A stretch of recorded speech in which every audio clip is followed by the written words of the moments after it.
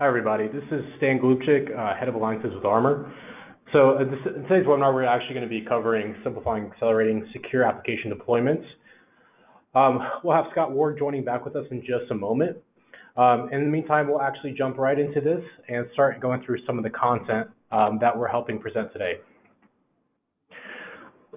So as we begin talking about AWS security, identity, compliance, and looking to help increase security posture within the cloud, we focus on the concept of the misnomer of security being traditionally so hard. And why is that the case today? Many times today, when we see customers within the on-prem environments looking to make a shift into the public cloud, what we're seeing is obviously them being barred by a lack of visibility.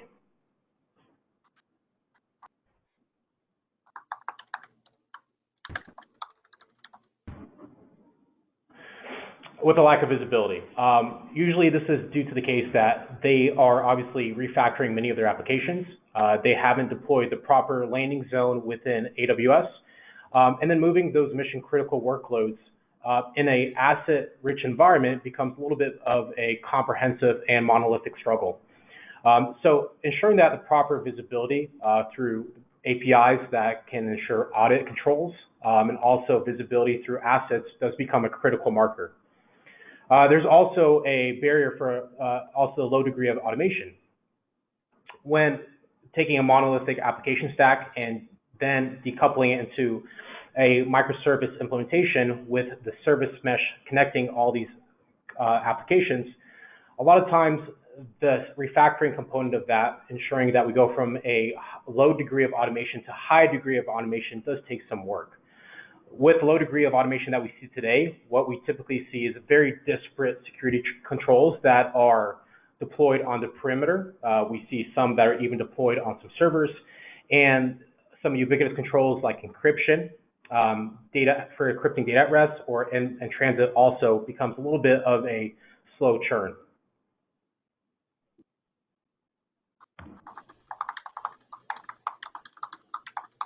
So before we said when we're moving fast, or we stay secure, it really does change into moving fast and still staying secure. So we're seeing a shift, a paradigm shift, if you may, from now you as a customer shifting your on-prem infrastructure into the cloud in a way that's not only agile, but also elastic and scalable and in a secure fashion.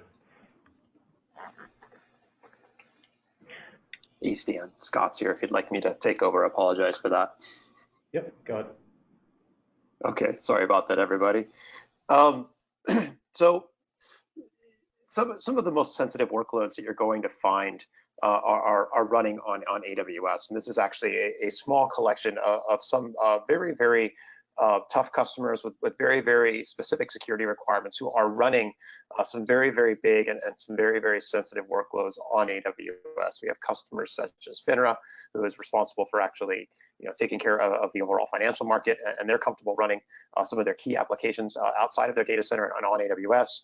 We've got ZocDoc that's working on HIPAA compliant type workloads, and we've got Vodafone that is focusing on making sure that they're running applications that are PCI level 1 compliant.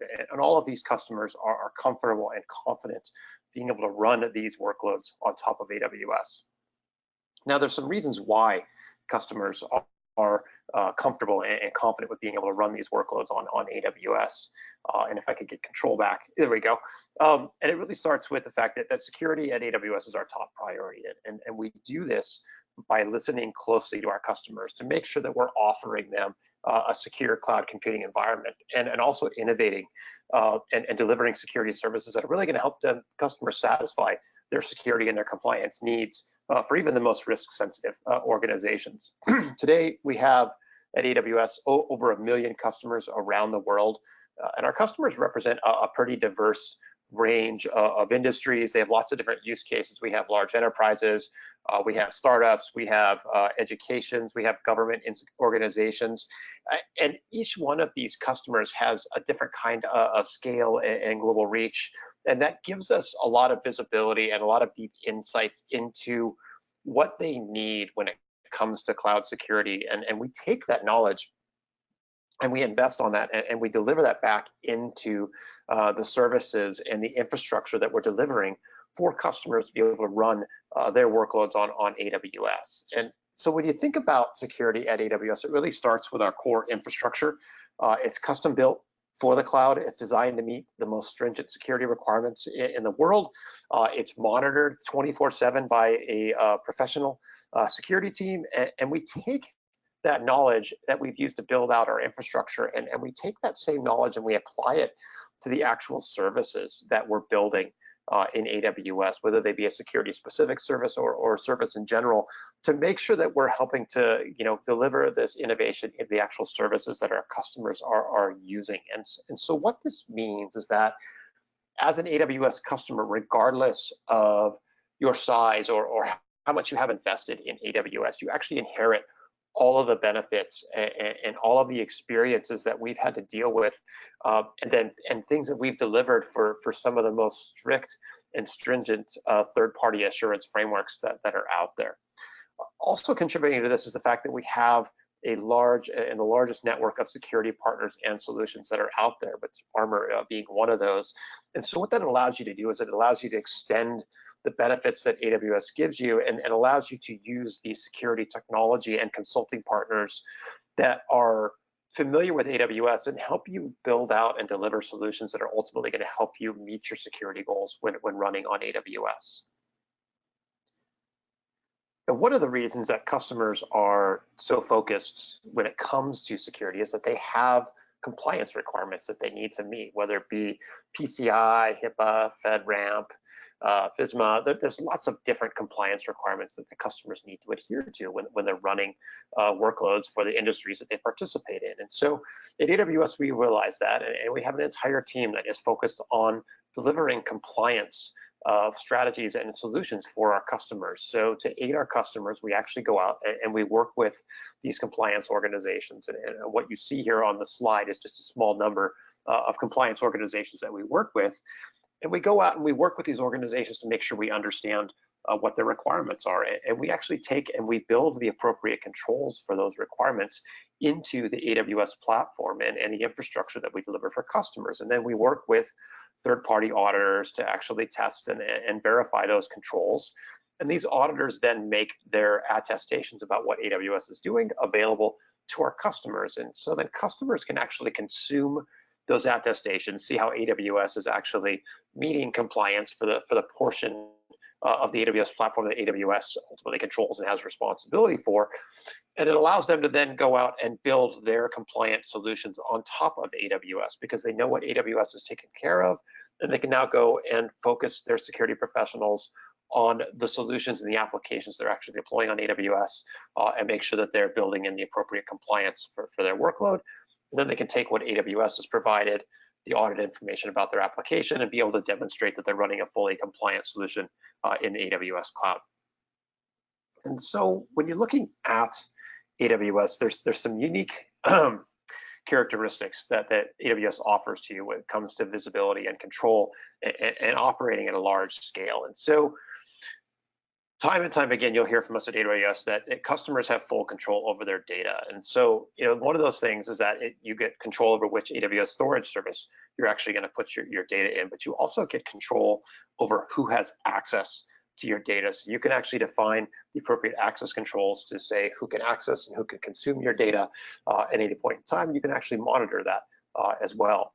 And we give you the ability to have actually a fine grade identity and access control along with that continuous monitoring. So you can actually ensure that the right resources are made available and are given access to the right people at any point in time. And so that you're ensuring that the information that is most sensitive to your organization is protected and only accessed by individuals who need to access that information.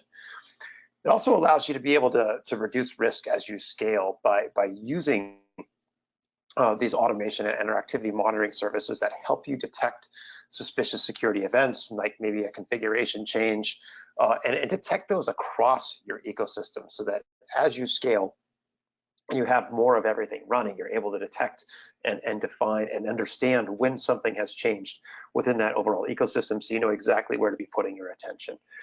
And you can also take the AWS services and integrate those with your existing solutions. If you have some sort of existing workflows or some sort of operational ticketing systems that help you to achieve and maintain your compliance and security, you can take what AWS provides and you can integrate those into your existing workflows to allow you to be able to ensure that you have the right controls in place and align with some of your processes and procedures that exist today, while folding in the new things that you're doing when it comes to running on AWS.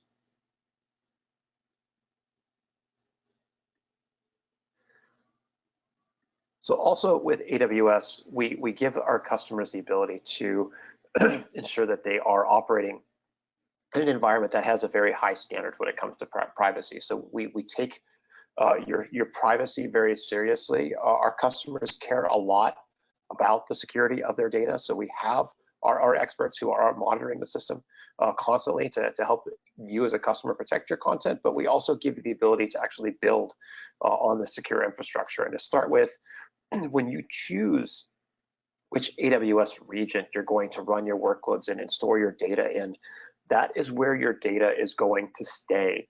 AWS does not replicate your data outside of a region unless you as a customer actually choose to do so. And you as a customer would choose to do so through one of a couple of ways.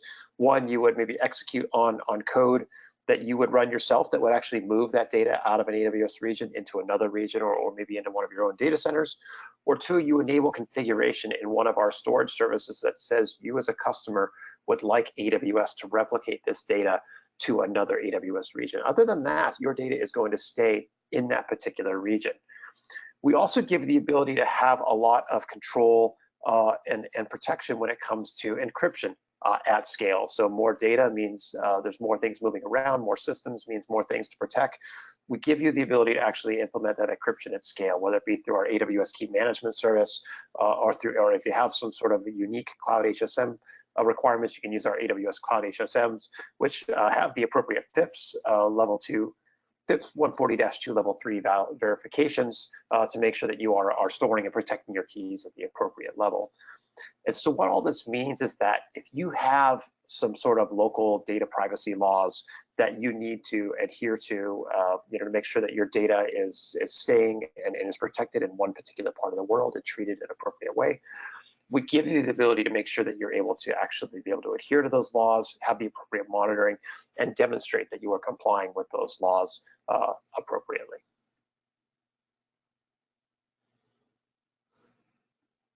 And then all of this allows you to be able to automate a lot with our deeply integrated services. So automating security tasks on AWS gives you the ability to be more secure, but because you're taking out the human configuration errors and you're giving your team more time to actually focus on the more critical things that are really going to be beneficial and add a lot more impact to your business. And so you take the more repeatable tasks and you automate those, and the humans are doing the more deep value add work. So there's a lot of different ways you can deeply integrate solutions that can be combined to actually automate tasks in novel ways. So you can actually take multiple things and string them together. And one of the key enablers of that is actually the AWS APIs that allow you to not only just create new AWS services, but to also query those services and interact with those services for updates or changes. And it makes it easier for your security team to actually be able to work more closely with your developers and your operation teams so that you can actually deploy code faster and more securely because you have the ability to enforce the right templates, the right ways to deploy things, and the right ways to monitor and secure things. For example, you can actually automate infrastructure and application security checks to actually continuously enforce the appropriate security and compliance controls and actually help to ensure confidentiality, integrity, and availability at all times. You can even automate in a hybrid environment with some of our security tools, and you can actually integrate AWS as part of your overall hybrid strategy to actually be able to combine that all and really have AWS be an extension of your on-premise and your legacy environments. I'll give you a quick example here of how automation might reduce the amount of noise and manual work for your security engineers. So let's say you have a finding coming out of the AWS Guard Duty service that's pointing to a compromised EC2 instance that somebody or something has accessed that instance and is behaving in an inappropriate way. You can have a CloudWatch alarm that actually would trigger a Lambda function because this finding has been generated. You can actually then use that Lambda function to go in and read some of the metadata about that EC2 instance, maybe looking at the tags to see if that's the type, if that instance is classified as something that can actually have automatic action taken on it, and that Lambda function can actually then change the security group on that instance so that nobody's allowed to actually access that instance and it's not allowed to send traffic out. You can actually take a snapshot of the EBS volumes that are tied to it so that you have a copy of what's data and how things look on that particular instance. And then they can actually even send an alert to your security team, whether it be through email or some sort of an operational tool that you have. So you have the ability to take a lot of things and string them together to help you achieve the right results that you want when it comes to your security teams and how you operate on AWS. Now, a key thing that is important for customers to understand is the shared responsibility model for security on AWS. And so in AWS, no one party has full responsibility for security on AWS. AWS has some of that responsibility, and a customer has some of that responsibility. So on the AWS side, AWS is responsible for the security of the cloud. And that really boils down to all of the infrastructure and the physical locations where all of the infrastructure that powers the AWS platform is located. So all of those facilities around the world that customers can choose to run their workloads in. And then it also, AWS has responsibility for the security of the software that is powering the core services around compute, storage, networking, and databases. And these are things that are often used by our customers for their applications and things that they're building, as well as the foundation for even AWS services that are delivered to customers.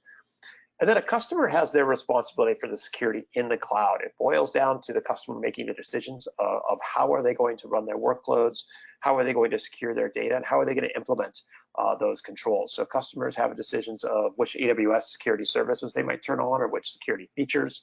They have to decide how are they going to protect their data. Are they going to do encryption at rest? Are they going to do client-side encryption, server-side encryption? Are they going to encrypt their data while it's in transit? These are all decisions that a customer needs to make. Customers have to define what's their network topology going to look like and how are they actually going to protect and monitor and evolve that network over time. When a customer is running a virtualized instance on AWS, they have full control of the operating system, which is really cool because you get the ability to have root or administrator of that operating system, and you can define, you can access it, and you can install the software that you need. But it also means that you have full responsibility when it comes to the patching of that operating system. So you have to make sure that you are understanding what's the patching lifecycle that makes sense to you and how are you going to implement that. Applications and platforms that you deploy on top of AWS are your responsibility when it comes to security. So making sure that the code is secure, making sure the application is built and architected in a secure way. And then finally, customers have responsibility for the data. You know, we've talked about this earlier where you get full control of your data. And I just want to reiterate, you as a customer have full control over your data, but you also have full responsibility for how are you going to protect your data? What kind of encryption are you going to use? When are you going to use encryption? Which pieces of data you're going to encrypt? And how are you defining the access to your data? And how are you monitoring and auditing who has access to your data to make sure that only the right people are actually accessing your data? So when it comes to AWS and security services, there's just a few different buckets that we like to put things into as far as the security solutions that AWS offers. And in many of these cases, our security partners integrate directly in with these services to provide more value to customers on top of what AWS delivers. So we have solutions in the identity and access management space. We have detective controls, infrastructure protection, data protection, and incident response, and various AWS services that fold into each one of those subcategories. And you can see that Armor has a place in several of these categories as well, where they're able to consume and interact with and add more value to customers when it comes to operating in these different spaces. And with that, I'd like to hand it over to Stan to give us a little bit more insight and talk about what's going on the Armor side of the house. Great, thanks, Scott. So as we really delve into security as a service and understanding how to secure data and applications in the cloud, I'd like to really focus on identifying and illustrating what the cybersecurity conundrum is in today's threat landscape. In our growing threat landscape today, we actually see a ever-evolving amount of pervasive threats, meaning we have 230,000 new malware samples occurring per day, with a 2-minute elapsed time before each attack also occurring. And we're seeing an actual increase of 300% of increased web attacks These can be your SQL injections, cross-site scripting. These are still static attacks and techniques that we've seen over the past decade without much permutation. And about 4 to 5 of the businesses will actually suffer an attack of this year. So when we start looking a little bit more into what some of these self-imposed problems are, it's really good to look at it from an introspective perspective. As an organization, typically an enterprise stack has 75 tools deployed within their entire environment. Think of it this way: if you're within your kitchen, do you have 75 different utensils for 75 different things? Definitely not.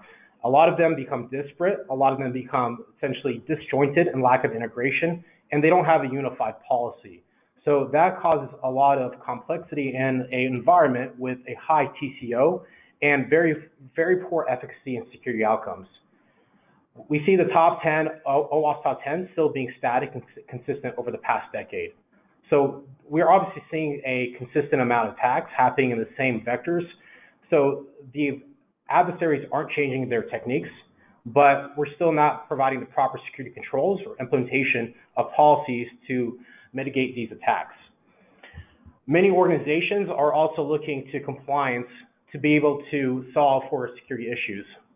But in fact, compliance is just a byproduct of security. As we go to different regions around the world, specific regionalized compliance attestations required, such as GDPR, but we need to keep in mind that that does not actually replace security. And then 51% of businesses can't actually hire and retain the necessary talent, even being a security operations center, analyst, a threat hunter, or a security architect to be able to implement the proper controls and policies to adhere from a compliance attestation or from a security posture perspective. And this all leads into a serious consequences of breaches. So over a 5-year period, we're seeing that the average full triage period to completely eradicate and inoculate any threats within an enterprise environment. And the financial impact is about a 5% across the G2000. And the cost of ransomware in 2009 has actually increased from 2017 by $6 billion up to $11.5 billion. And we're seeing that then accumulate into an average breach cost of $3.9 million, and that's not even accounting for brand tarnishment and long-term effects that can then also be affecting the company. When you start looking at AWS as a customer and hosting your mission-critical workloads, it's always good to lean into the proper partners that provide security outcomes that are meaningful to your business objectives. And this is where Armor really comes into play. We actually span 42 countries on a global scale with over 1,200 clients. These clients all are across risk-sensitive organizations, either within financial industries, healthcare, SaaS providers, retail, just to name a few. And being able to actually provide a seamless security as a service that's consolidated with the proper security controls and policies is critical to understand how do we orchestrate the tools and provide the security operations expertise to you as a customer to ensure that you have optimal security posture and the compliance is also being met from a regulatory framework perspective. On the compliance side, we look at obviously building on top of a cloud-native platform, which we have built in AWS, attesting to critical infrastructure controls such as NIST, SOC, and ISO. But that also then parlays to you as a customer to help drive attestation at a higher velocity, meaning you can meet your ISO 27001 certification, your SOC 2 audit, or your even HIPAA or high trust certification in a much more rapid way. And understand the key value drivers is also critical through cost efficiency. As you go to AWS, you're looking to help do cost optimization when you refactor your application stack, also from a database perspective, and your overall footprint within the cloud.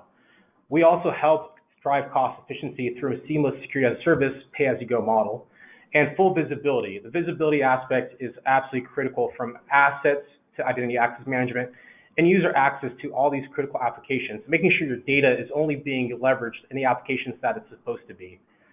And then alerting and responding, the 24/7 detection and incident response that is critical to ensure that your environment, AWS, is secure, becomes a paramount outcome that everyone needs to be able to turn their eyes to and ensure that driving toward that direction. Of course, as it's built on a platform that's designed from a multi-cloud and agile and scalable environment, this can meet all of your requirements as you scale up and down in an elastic environment such as AWS.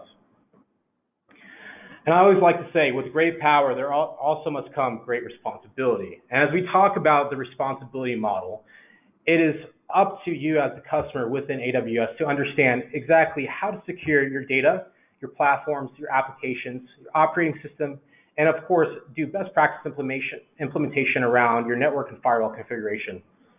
The client-side encryption, server-side encryption, and network traffic encryption also can be augmented with the necessary native AWS services to provide that encryption at that scale. I like to look at this as building a cake.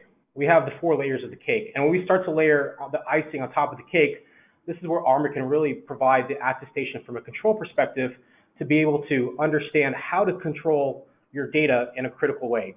So by looking at the log management ingestion from CloudTrail, GuardDuty, VPC flow logs, we can actually provide a cloud API and aggregation platform that ingests this information and provides correlation into enriching context for meaningful events.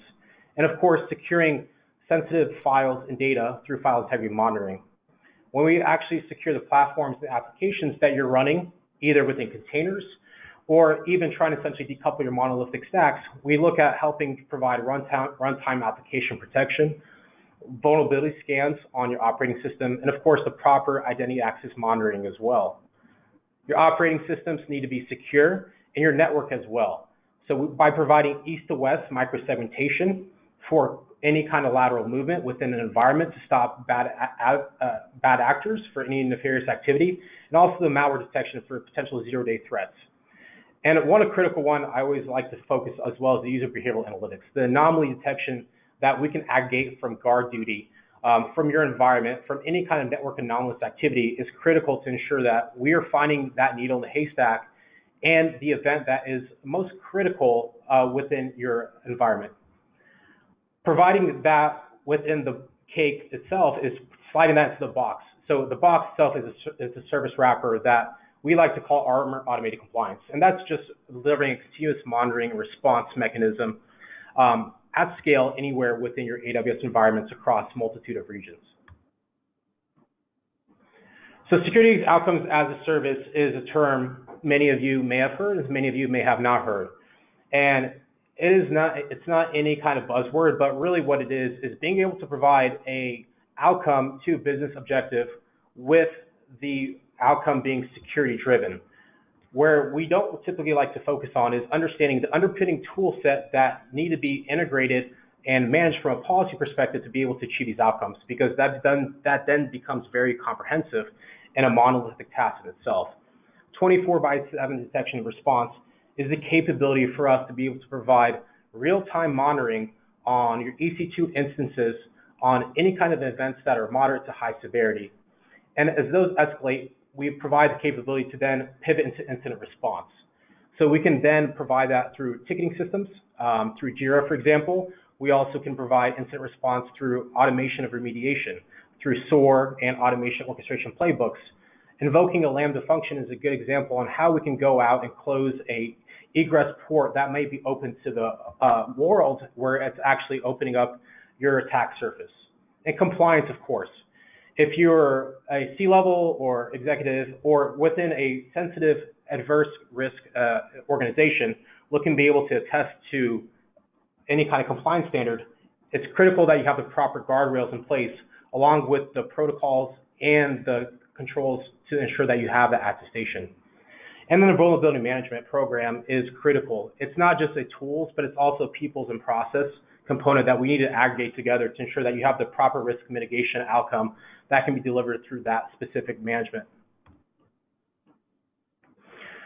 Security outcomes definitely is a great way to be able to extrapolate its value. And really from here, we can look at some of the KPIs that anyone on this call can take to their board or their C-level the next time around when we actually start to identify what are the quantifiable ways that Armor and AWS is providing these outcomes. We start by looking at the 5 nines of efficacy for security threats that are actually blocked on a daily basis, with a 2 to 4% false positive detection rate and a sub-1 dwell time versus the industry average standard of 100 days.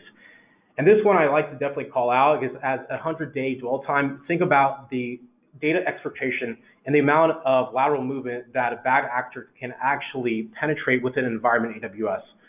By ensuring that we have effective inoculation of these threats within a one-day dwell time, ensures that our customers' critical data and their business logic continues to be delivered in a meaningful way. With the 200 trillion events that we analyze on a monthly basis, we actually conducted 700 prior incidents annually. We actually are seeing the number of events increase as we obviously see the terrain across the cloud increase as well, and the attack vectors with the ever pervasive amount of malware increasing as well. But the incidents themselves are actually decreasing due to the fact of the correlation of the engines that we're actually fine-tuning to the policy and rule sets to provide more meaningful outcomes. Now, as you consolidate that and simplify that through a streamlined approach as pay-as-you-go, you start actually aggregating that into a model where we like to call the Cloud Managed Security Services, or CMSS, which is a simple aggregate platform for tool aggregation to provide extensibility with native services in AWS and help you deploy your applications and ensure that your data that's critical to your business is staying safe. I like to also open up the hood of the car and really show the engine of how Armor facilitates end-to-end mission-critical security. When we look at essentially pulling in the native services of Armor along with AWS, we provide that cloud API aggregation point along with the necessary mission-critical workload controls on the EC2 instance through FIM, IDS, vulnerability scanning, and anti-malware patch monitoring. All of these points of telemetry provide us real-time visibility to dynamically pivot in a way to provide triage of events as they start to increase in severity and ensuring that we keep that dwell time below 1 day. The security wrapper is being able to actually also provide the infrastructure as code, so deploying immutable infrastructure as code and the guardrails that ensure there is very little policy drift, and adherence to the policy becomes a point which we can ensure is driven through continuous means. And then we also obviously on the back end of that aggregate and feed this information into the Armor platform by providing a correlation across third-party feeds, also threat intelligence feeds that we are feeding from AWS, and also pulling in community insights. We enrich the information after we correlate across a wide amass of data and ensuring that our customers are receiving the most meaningful events or really finding that needle in the haystack. We do pivot into protection detection as well, and that's the response mechanism. An example of that is if we actually have a high severity event that does get escalated to our SOC, well, we will take that event, we will actually put it into a ticking system, and we'll notify the customer immediately. And that can actually become a very customized offering in terms of being to do guided expertise with the customer during a 2-hour SLA window. That 2-hour SLA actually provides our customers time to remediate the threat with our SOC being augmented to either their team or their SOC at that time of the event. And of course, we like to actually then put the body on the car, and that's really the presentation layer. And we show a lot of this data and the KPIs through our Armor Management Portal, or what we call AMP. And being able to be a very vendor agnostic platform within AWS, we obviously provide an API toolset that's extensible through the API hooks that we provide to other vendors and customers to build into the platform and drive more value to you as a customer as well. When we start talking about building a SOC, or you're even looking at scoping of building a SOC, or understanding the necessary elements from the people, also the operational processes, it starts to become a very monolithic task that can be quite a burden. Understanding the security device policy, how to manage that, along with the vulnerability threat management platform, that does become quite a bit of a task when you start looking at the IOCs and artifacts that are the indicators that and the warnings that you have to be able to enrich into this context to ensure that the events that you're seeing are actually meaningful and you're mitigating a lot of this white noise. Building out an ethical hacking team as well can also be very cumbersome. Armor themselves actually provides an ethical hacking team where we'll go and scour the dark web. We'll look at any kind of domain squatting, brand tarnishment, and we'll ensure that report is given back to our customer to really help ensure that that brand of the either leadership or the company itself isn't being compromised. And the threat intelligence correlating into incident response becomes a critical factor that you have to then assume building out a SOC. So as you start to put together this pinwheel, you can see that scope of work becomes extremely comprehensive with a large amount of effort versus being able to provide a security as a service offering that's simplified through 24/7, 365 security operations center outcomes. And that's exactly what Armor is able to deliver. Automating the playbooks through a proactive response way is also the workflows that you have to establish around the incident response and the log ingestion with the proper threat intelligence. Once you start working around the wheel, understand the correlation points to go build in a machine learning model, a deep neural network, through the user behavioral analytics and the incident context, further essentially extrapolates the areas of complexity where you actually are seeing to build out this. Versus Armor through an automated detection response SOAR platform that's been built in through a native seamless approach where you subscribe and you're getting this outcome all through one service. Let's talk about the accidental versus the intentional. This is a really area where misconfiguration has become a pervasive issue in the industry, and truly really boils down to honest mistakes leading to catastrophic outcomes. Obviously, we've had quite a bit of serious unfortunate events that have unfolded chronologically in the past few years, and this really comes down to just a key few factors, and one of them being the accidental, really looking at the erroneous configurations that place data at risk. When we implement the proper policies that ensure that we have guardrails, either from a security perspective or compliance, we need to make sure that we have risk adversity within those risk-sensitive organizations to ensure that the drift is not going outside of those guardrails. An example of this is, of course, if you have an S3 bucket that's open and being able to ensure that critical data that's being hosted in the object-based storage is not exposed to the external world. So ensuring that accidental misconfiguration does not occur is a lot of times not due to insider threat, but just poor education and not knowing the proper policy implementation. Now, as we talk about the intentional, this is where we look at the techniques, the tactics, and the procedures that the adversaries are looking to employ through nefarious activity out through the cloud terrain in AWS. Armor ourselves has seen actually an aggregate of 681 million attacks across 1,200 of our organizations or our customers. Them either bring brute force attacks through SSH, IoT attacks, vulnerability exploits, or even web application attacks through your site scripting or your SQL injections as well. Understanding the fundamental security controls and policies will help reduce those risks across a ever-expanding threat landscape. So once you start boiling that down, you really need to focus on three areas of being able to manage the accidental and then mitigate the intentional. And that's really driven through a third-party open ecosystem, through extensible software vendors within AWS, and partners that help integrate this in a way where you have a seamless approach of driving to security outcomes. Furthermore, having the capability to have a prevention and policy-based engine built internally helps achieve this in a way where it's truly automated and reacts in a way through playbooks, and the audit trails can ingest as well through through data. Data also is a critical component through ingesting through CloudTrail audit logs, VPC flow logs, guard duty. This information then provides the correlation necessary against that prevention engine to ensure that the detection is meaningful and the policy-based implementation is also expanding out to those mission-critical workloads.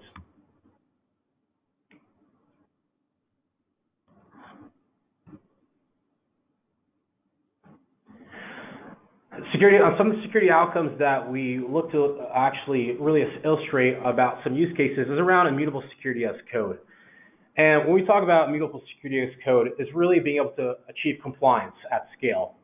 Either if that's being PCI DSS compliant within financial service industries, or looking to drive compliance within HIPAA as a healthcare provider, either running an EMR, EHR system in the cloud.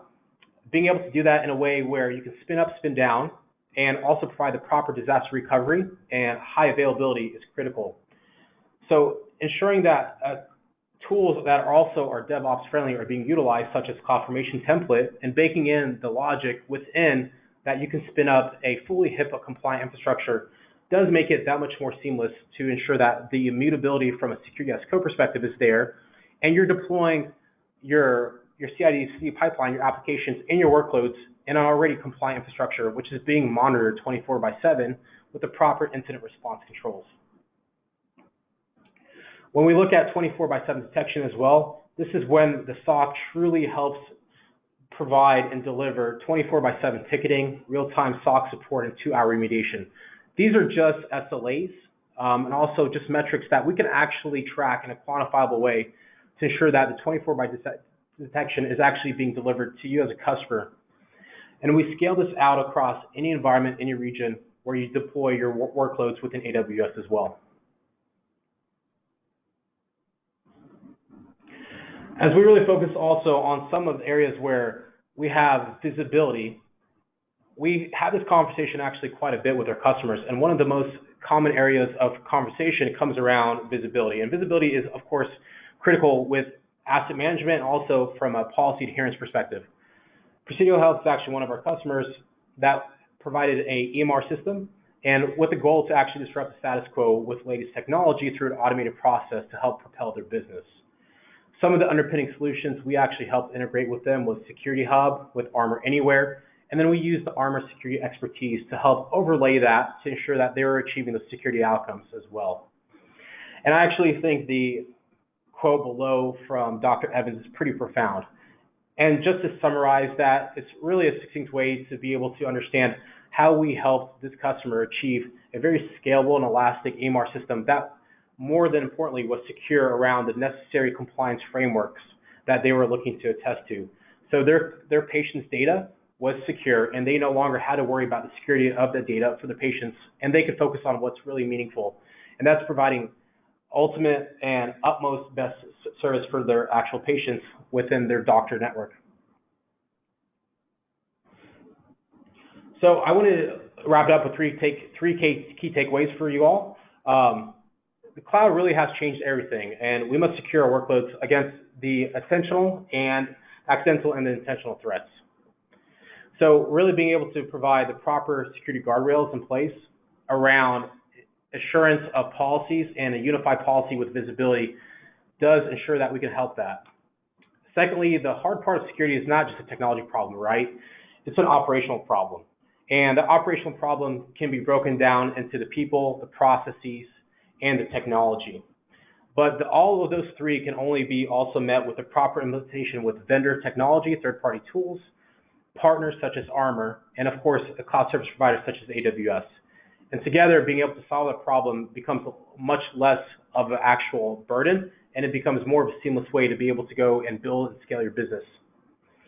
And lastly, the cloud can actually be your friend, and it is your friend, and it can help achieve continuous security and compliance through native service implementation, through enablement education, through partners like AWS and Armor, and implementing the proper controls in an effective way.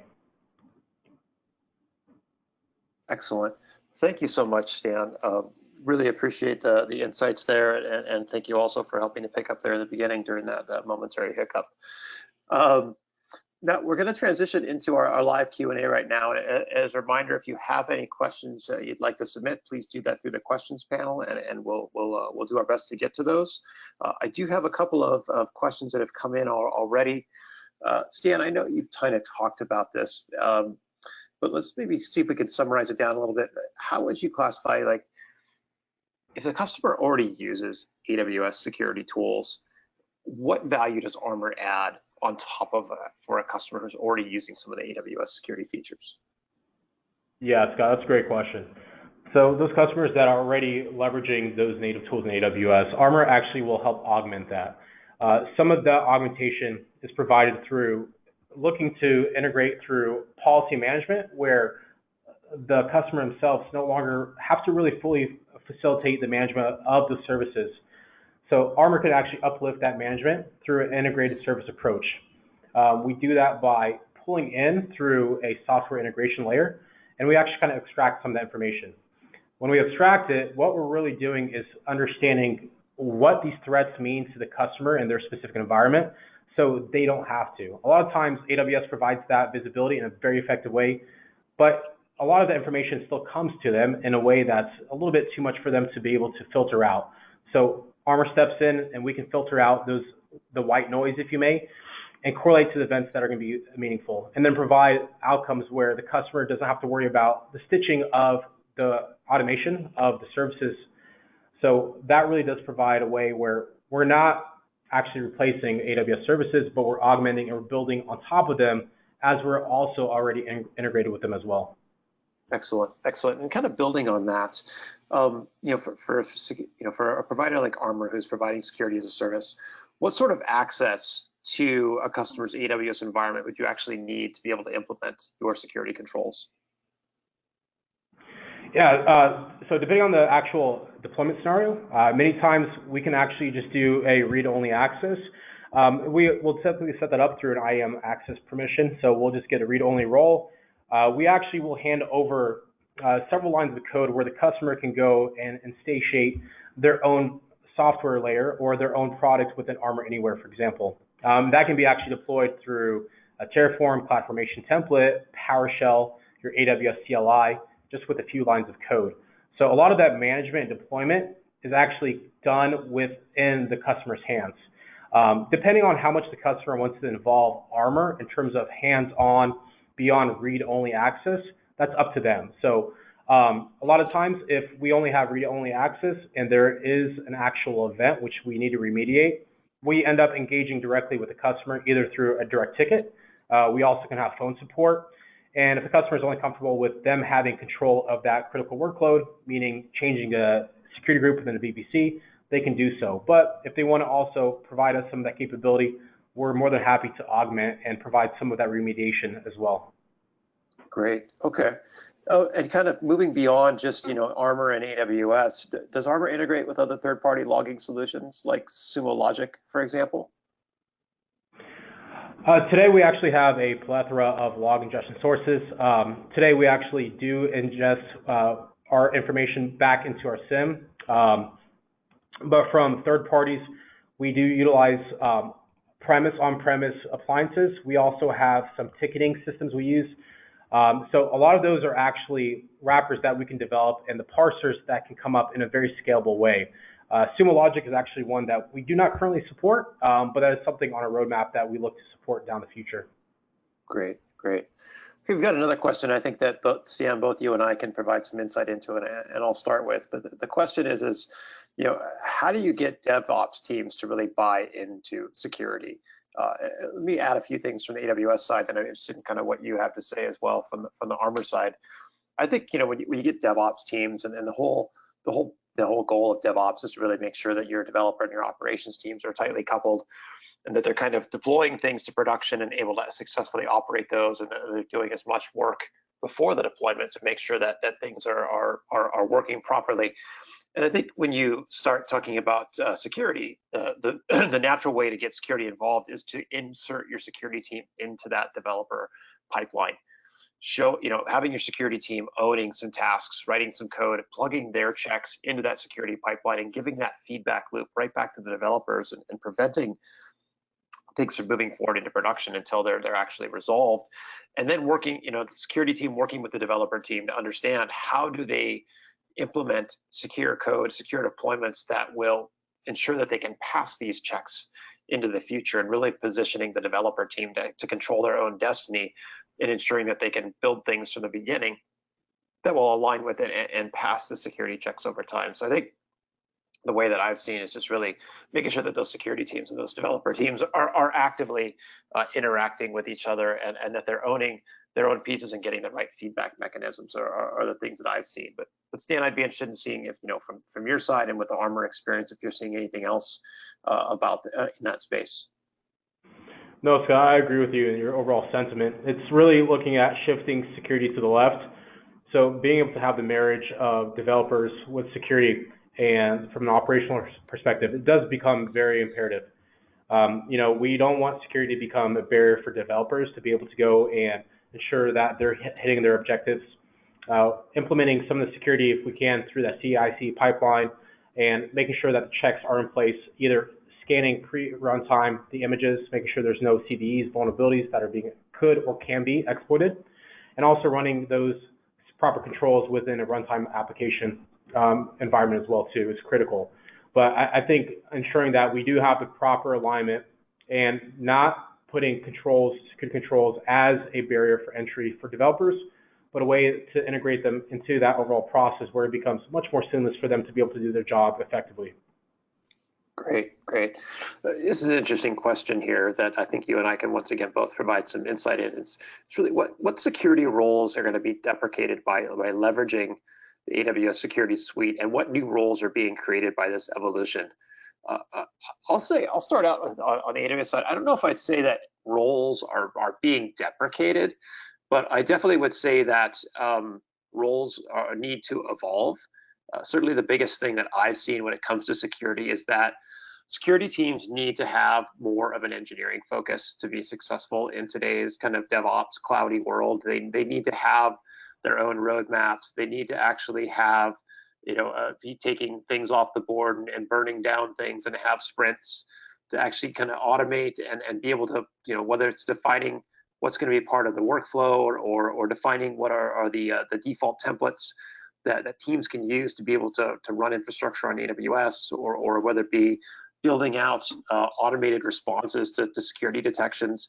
Those are definitely roles that haven't always existed in security teams. So if you've got security people that are only comfortable working with a ticket queue and doing manual configurations, really operating at a human scale, there may be some challenges or some re-education or evolution that needs to happen. But I would more look at it as that the new roles are being added or evolving when it comes to security in AWS and in the cloud. And that's, in some senses, the security professionals are going to be allowed to provide a lot more thought leadership and be able to focus on the deeper tasks and items that are truly important to the company when it comes to continuing to secure their workloads on AWS. Yeah, I'll add to that as well, Scott. I think along with security operations centers and security analysts that we see within them, they themselves, as we see in the industry, are going through their own digital transformation. We're obviously seeing a lot of the refactoring of applications, the decoupling of monolithic stacks, and really we're running around microservices that are native into AWS. But we're seeing that same kind of lens and optics being adopted through our SOC. Even here in Armor, a lot of times, historically, we would look at an incident management platform as kind of the end-all be-all. A SIM would be able to ingest a threat feed, we correlate that, enrich that information, and then we put that into a ticket. A lot of times it's just typing up a ticket, a very manual, hands-on process that was very laborious.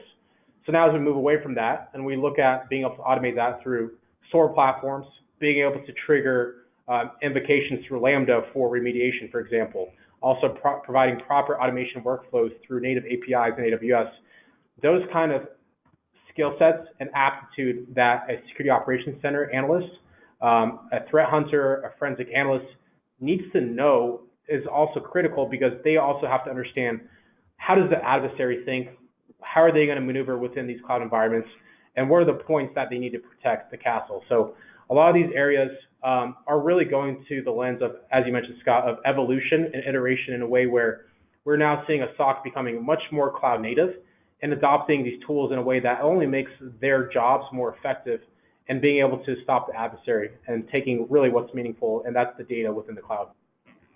Got it. And kind of building on that, this is another kind of interesting follow-up is what are the top languages for the security realm? And I'm assuming we're talking programming languages in this question. And I mean, from my standpoint, from what I've seen in working with my partners, and it seems like Python is king in that realm. That a lot of that work of responding and doing things is done with Python or just straight on shell scripts. Certainly there are other things out, being used from a Java perspective, but I definitely, from my side, if you're looking to grow a particular skill or looking for where to focus, to me, Python seems to be the language of choice in many of these cases. Stan, I don't know if you guys are seeing anything from your side as well. No, we're in the same boat. I think the majority of, we're seeing development done in language with Python. We obviously some C#, we'll see some Go here and there, but I think the bulk of it definitely boils down to Python for what we're seeing in terms of development efforts. Okay, great. This is probably going to be our last one here, and Stan, I'll let you start this one off. Is there a framework that you'd advise customers to think about when they're migrating to the cloud or looking at some sort of a security strategy for the public cloud? Yeah, I would start on a more general premise of a framework of a cloud adoption framework. And the cloud adoption framework is a really great way to be able to look at a model on how to help adopt that. And one of the mainstay pillars of the cloud adoption framework is security. Within there, there's very comprehensive areas of understanding how to map into specific fundamental frameworks of security. Some of those are the CIS-20, you have NIST as well. Some of those critical controls and standards can be helpful to understand how to build some of those baseline areas for a specific framework. Got it. And I think I'll add to that, the cloud adoption framework, when we work with customers, it also kind of focuses on some of that evolution stuff we talked about earlier, as far as, what are some of the new value props of AWS, and how does a security team actually take advantage of the APIs, the repeatability and the automation, and getting those teams to understand how they take the things they've done when it comes to security and map those into those. How do they build up a list of things they need to do? What kind of skill sets do they need to hire or develop in? I think that those adoption frameworks help a lot in that sense as well. And I think I'd also kind of add the AWS well-architected framework, allowing you to kind of take and apply that security pillar of that framework to the things that you're building, and ask yourselves or your teams the questions of how are we actually securing the AWS account and the workload that's running here against what are kind of known security best practices for running in AWS. So, well, excellent. Well, that kind of concludes our time today. Stan, thanks so much for joining again, and once again, thank you for helping out in the beginning here. On that note, we're gonna wrap up, and as a reminder to all our participants, you are going to receive an email shortly with the recording of today's webinar. And I'd like to thank you all very much for attending. If you have any other questions, please don't hesitate to reach out. Thank you, and have a great day.